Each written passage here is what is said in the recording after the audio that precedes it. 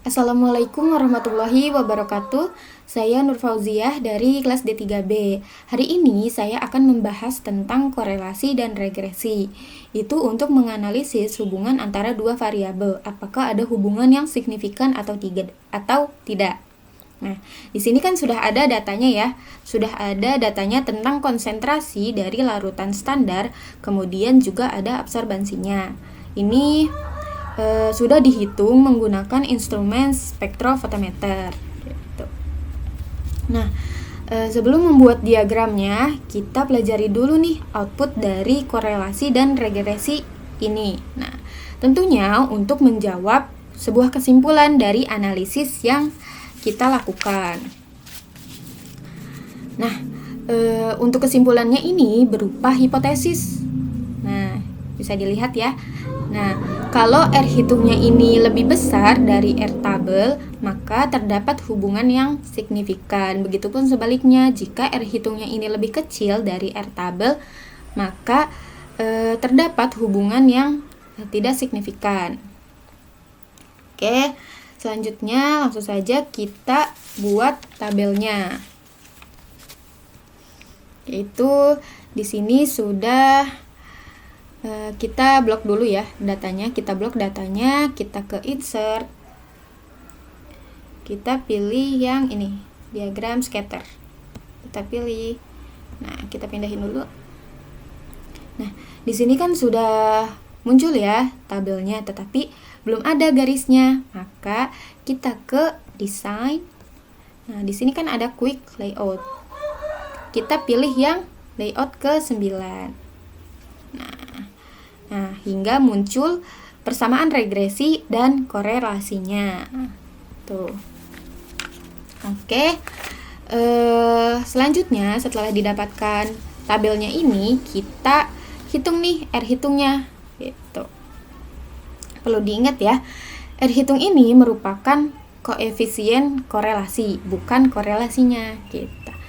Oke, langsung saja kita hitung, yaitu sama dengan SQRT atau square root.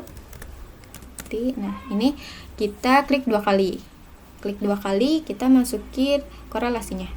0,9967 kurung-kurung enter. Nah, sudah didapat nilai dari koefisien korelasinya. Nah, dari R tabel menggunakan tingkat kepercayaan 95%, yaitu sebesar 0,878, yaitu karena derajat bebasnya itu sebesar 3. Nah, kita cari nih, gimana sih cari derajat bebasnya?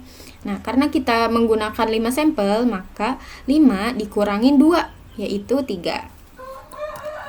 Nah, sekarang kita beri kesimpulan. Nah, kesimpulannya ini berupa hipotesis, yaitu R hitungnya ini lebih besar dari R tabel. Nih, R hitung lebih besar dari R tabel, maka terdapat hubungan yang signifikan. Artinya konsentrasi dari absorbansinya ini berbanding lurus. Semakin tinggi konsentrasinya, maka semakin tinggi juga absorbansinya. Nah, ini korelasinya ini sangat bagus ya, karena nilainya itu 0,9983. Ininya kita hapus aja ya, karena data yang kita dapat itu hubungannya signifikan. Oke. Nah, gimana sih kalau hasilnya ini tidak signifikan? Nah, kalau hasilnya ini tidak signifikan, maka itu ada yang salah dari instrumennya, atau dari kitanya yang prepare sampel, atau bisa juga dari reagen yang sudah kadaluarsa. Jadi itulah beberapa faktor yang dapat menyebabkan respon alat tidak bagus, bahkan menyebabkan hasil yang tidak signifikan. Nah, itu kan tadi menggunakan diagram scatternya. Nah, untuk mencari korelasi dan regresinya serta gambaran tentang data tersebut. Nah, sekarang kita akan mencoba mencari secara manual tanpa menggunakan diagram scatternya. Oke, pertama kita mencari nilai slope-nya. Nilai slope ini merupakan nilai kemiringannya, yaitu dengan cara sama dengan slope. Nah, ini kita double klik. Nah, ini kan know YS titik koma know XS. Nah, YS-nya ini yaitu absorbansinya. Kita blok yang Y titik koma, lalu blok lagi yang X. Tutup kurung. Enter.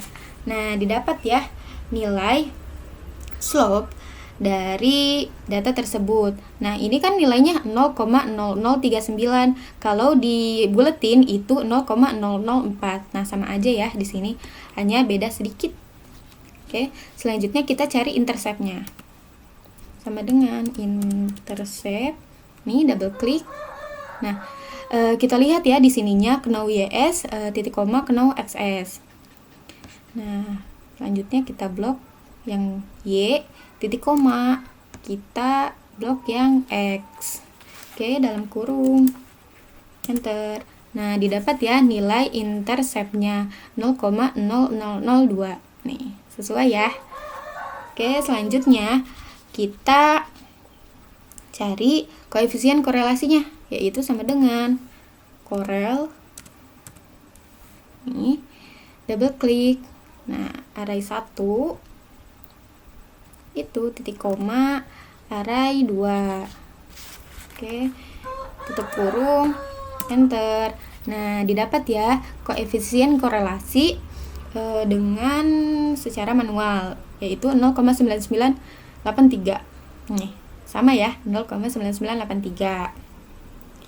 Jadi bisa saja nih diinput secara diagram scatter maupun diinput secara manual.